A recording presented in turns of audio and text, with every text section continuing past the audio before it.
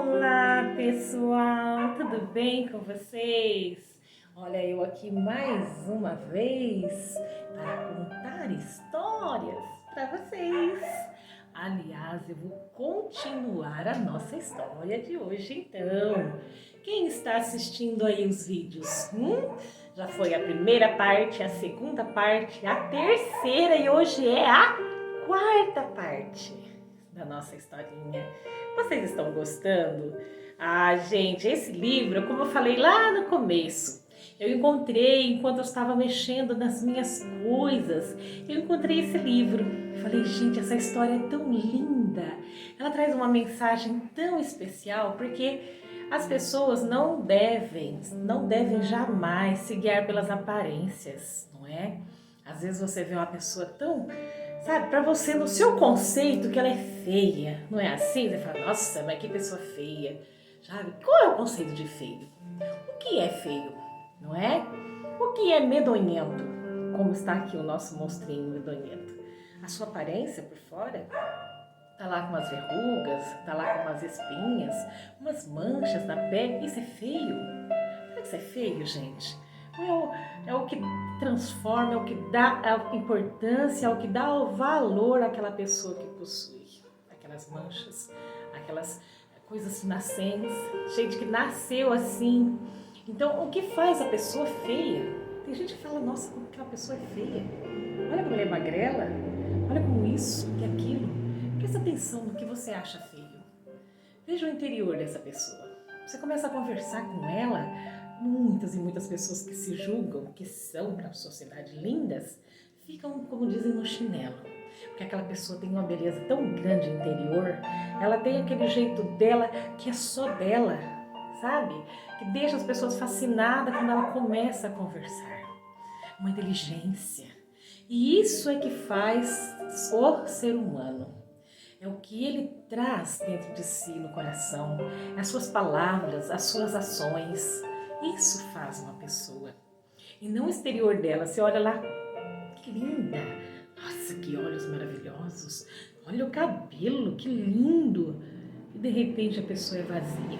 Você começa a conversar com ela, não fala nada com nada, ela não tem uma perspectiva de vida, ela não sabe conversar, ela não sabe se comportar muitas vezes, não é? E você fica achando que ela é muito superior à outra. Só porque a outra, para você, é uma pessoa feia. Veja bem, não existe pessoas feias. Existem pessoas diferentes uma da outra, porque Deus assim quis. Ele fez uma pessoa de um jeito, outra de outro, o cabelo dessa cacheado, da outra liso. E para ser diferenciada assim entre seus filhos, essas diferenças é que faz a paixão que ele tem por cada um de nós, não é? Então vamos ouvir a história de hoje? Vamos continuar a história do O Monstrinho Medonhento. Tem muitas surpresas aí para vocês ainda, que vocês não conseguem nem imaginar que vai acontecer nessa história nossa. Por isso que eu estou lendo ela, ok? Presta atenção então, olha lá. Eu parei aqui, ó. Medonhento é reprovado na recuperação. E quem quiser saber o resto, que leia o que vem por aí. É aqui que nós paramos.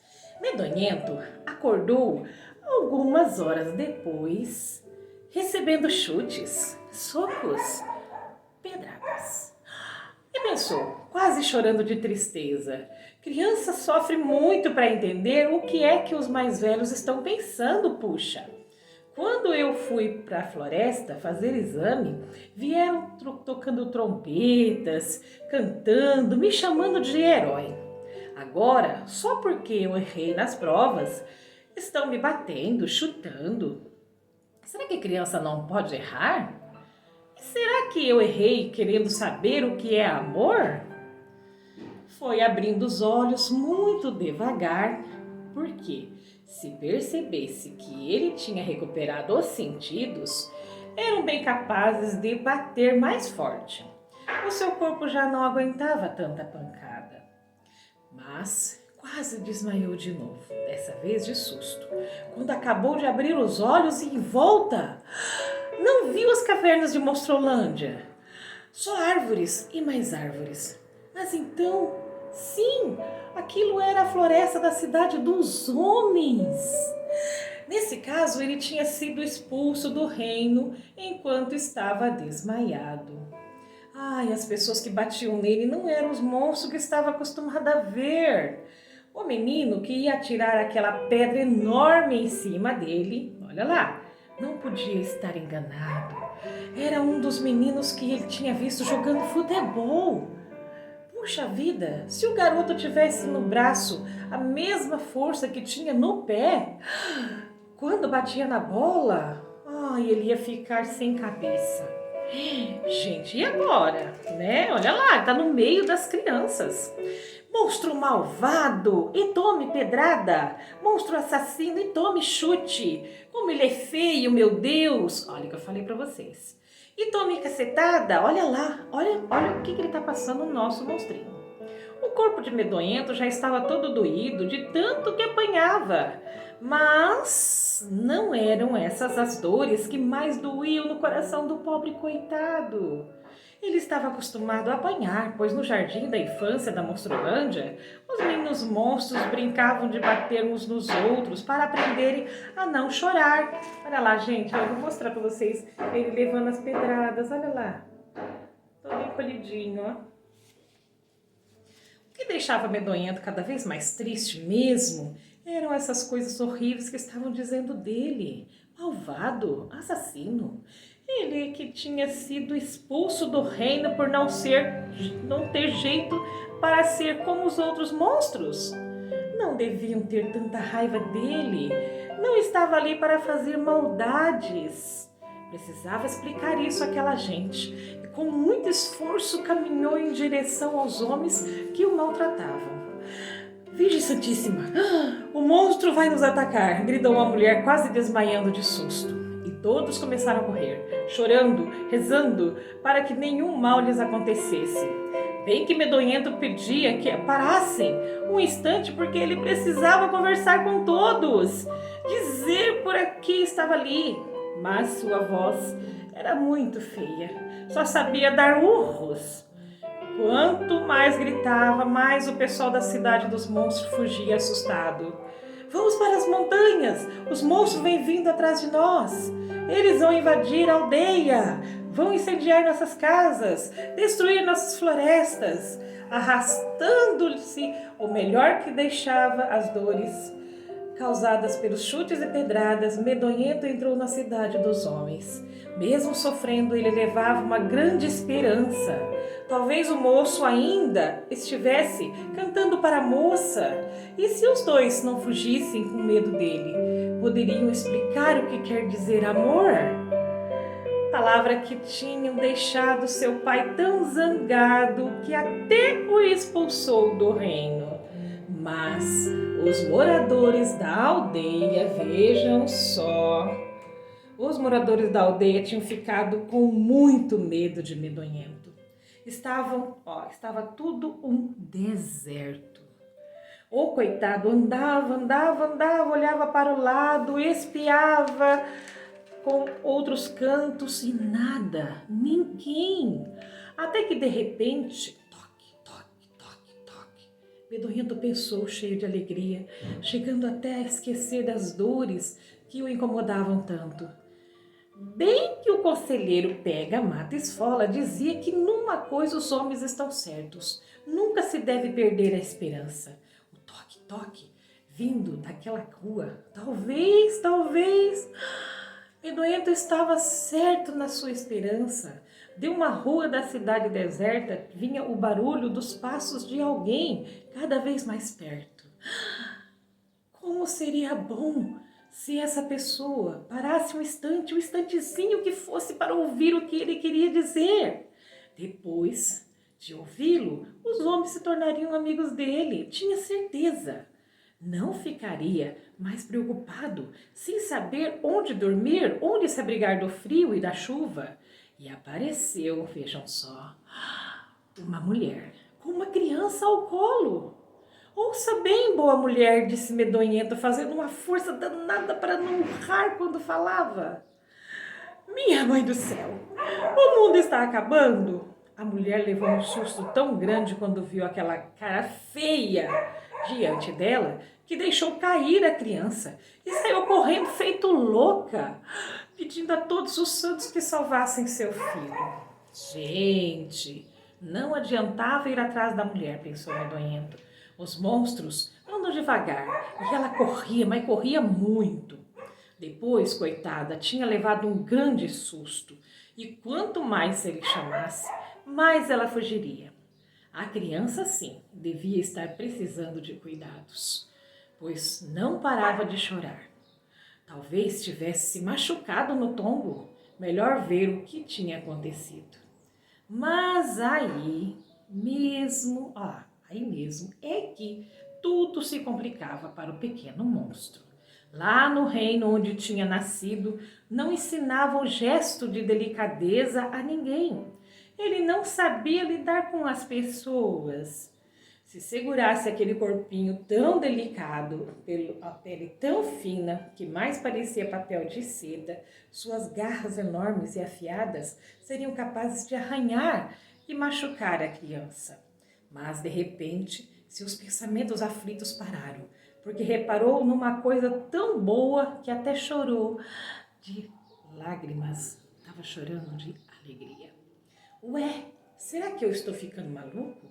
Vendo coisa que não existe? A criança parou de chorar e não fica com medo de olhar para mim. Não tenho medo de minha cara feia.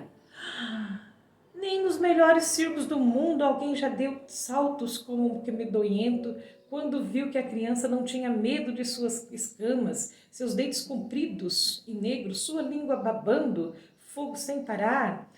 Ai, como se quisesse incendiar o mundo.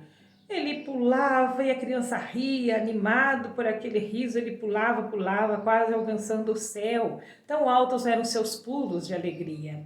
Depois de muito pular e brincar, criou coragem e se sentou ao lado do bebezinho, colocando-o sobre a barriga, o único lugar de seu corpo que não machucava, porque não tinha escamas e nem espinhos.